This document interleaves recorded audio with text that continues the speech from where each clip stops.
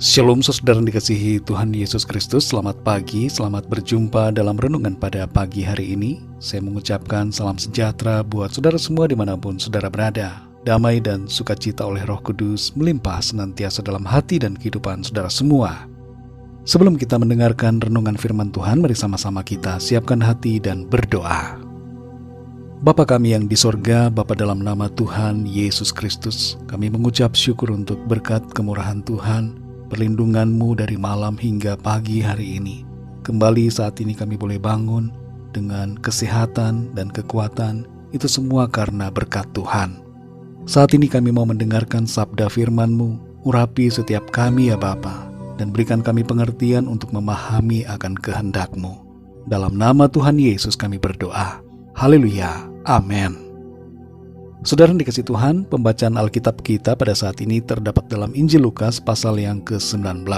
Saudara dapat membacanya secara pribadi setelah mendengarkan renungan ini. Saya akan membaca Injil Lukas pasal 19 ayat 2-5. Tertulis demikian.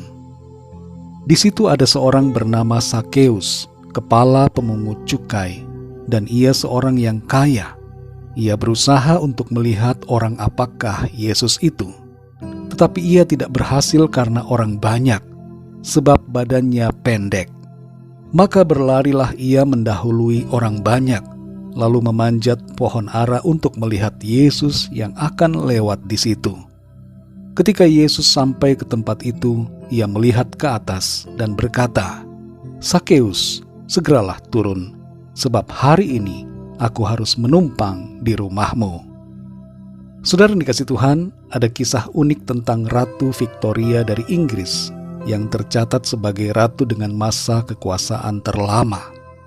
Suatu ketika Ratu Victoria sedang berjalan-jalan di sebuah distrik tanpa mengenakan pakaian kerajaan. Ia tidak mau dikenali oleh siapapun, sehingga ia memakai pakaian biasa, ditemani oleh seorang pengawalnya yang setia bernama John Brown. Di sebuah jalanan, di belakangnya Ratu Victoria, ada sekawanan domba yang berjalan, digembalakan oleh seorang anak muda. Melihat ada yang menghalangi kawanan dombanya, anak muda itu berteriak kepada Ratu Victoria, "Minggir dari situ, wanita tua bodoh." Mendengar teriakan itu, sang ratu pun minggir dan tersenyum tanpa mengatakan sepatah kata. Pengawalnya mendekati anak muda itu dan mengatakan bahwa wanita itu adalah Ratu Inggris. Anak muda tersebut berkata, "Oh, saya tidak tahu. Seharusnya ia memakai pakaian seorang ratu." Saudara dikasih Tuhan, 2000 lebih tahun yang lalu, Tuhan Allah Raja alam semesta ini turun dalam keadaan rendah dan hina sebagai manusia biasa, dan banyak orang yang tidak mengenalinya dan tidak mau mengakuinya karena tidak mau berusaha untuk mengenali Dia, sekalipun Ia kemudian telah menyatakan siapa dirinya. Dalam Lukas 19 ayat 2-5 ini, kita membaca seorang kaya bernama Sakeus yang berprofesi sebagai pemungut cukai. Dia berusaha untuk melihat Tuhan Yesus. Kekayaannya tidak menghalanginya untuk mencari tahu siapa Yesus itu. Dan keterbatasan tubuhnya yang pendek tidak membuatnya menyerah untuk melihat Tuhan Yesus. Tanpa rasa malu ia naik ke atas sebuah pohon untuk mencari tahu orang seperti apakah Yesus itu. Kerinduannya akan Kristus membuatnya berusaha dan tidak mau dibatasi dengan berbagai halangan lahiriahnya. Hasil dari upayanya adalah Tuhan Yesus menumpang di rumahnya. Ia mengalami persekutuan dengan Tuhan, dan hidupnya diubahkan Tuhan. Saudara dikasih Tuhan, kisah Sakeus ini memberikan suatu pesan buat kita mengenai bagaimana seharusnya kita mengenal Kristus dan berusaha lebih lagi untuk mencari tahu siapa Dia. Ada 3 hal dari kisah ini saudara buat kita. Yang pertama, jangan biarkan kekayaan menghalangi kita untuk lebih dalam mengenal Kristus. Seringkali kekayaan membuat orang malas untuk mencari Tuhan dan tidak lagi bersemangat. Hal ini disebabkan karena mereka sudah merasa cukup, hidupnya sudah makmur, sehingga merasa tidak perlu lagi Tuhan Yesus. Mari kita tidak bersikap demikian, saudara. Kalau kita diberkati dengan kekayaan, tetaplah bersemangat untuk mengenalnya lebih lagi. Yang kedua, saudara, jangan biarkan keterbatasan membuat kita tidak mau mengenal Kristus. Kadangkala situasi sulit atau masalah membuat kita tidak mau berusaha. Situasi lockdown membuat gembira sebagian orang karena tidak lagi perlu ke gereja, tidak perlu beribadah dan melakukan kegiatan pelayanan. Marilah kita tidak membiarkan keterbatasan menghalangi kita untuk mengenalnya dan bersekutu dengannya. Yang ketiga, saudara, jangan biarkan dosa membuat kita tidak mau datang kepada Tuhan.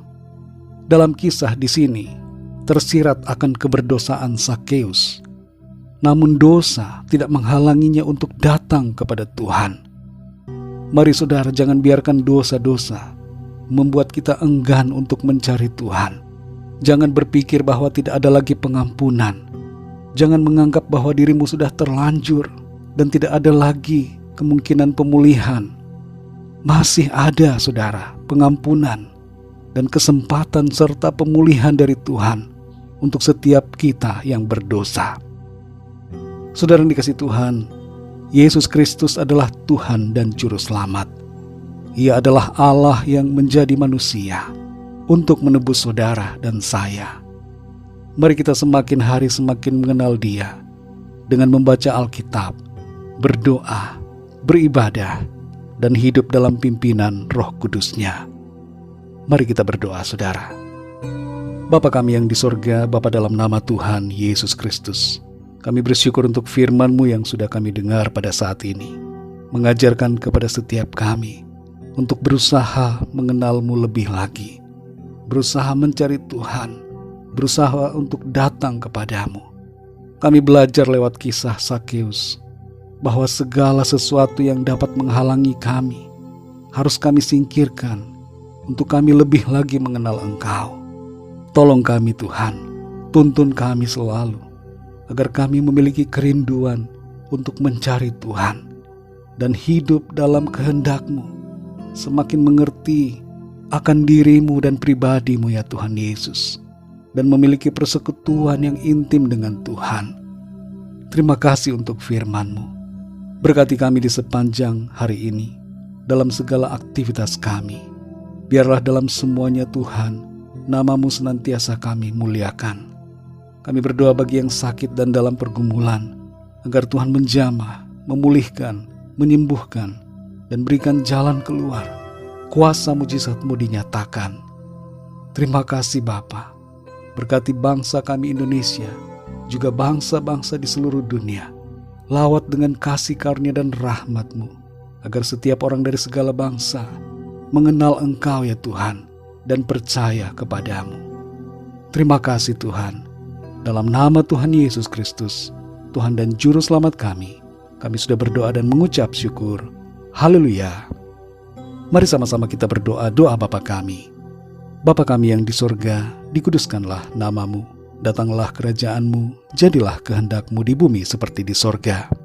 Berikanlah kami pada hari ini makanan kami yang secukupnya, dan ampunilah kami akan kesalahan kami, seperti kami pun mengampuni orang yang bersalah kepada kami. Dan janganlah membawa kami ke dalam pencobaan, tetapi lepaskanlah kami daripada yang jahat, karena Engkaulah yang mempunyai kerajaan, dan kuasa dan kemuliaan, sampai selama-lamanya. Amin. Terimalah berkat Tuhan. Tuhan memberkati engkau dan melindungi engkau. Tuhan menyinari engkau dengan wajah-Nya dan memberikan kasih karunia. Tuhan menghadapkan wajah-Nya kepadamu dan memberikan damai sejahtera.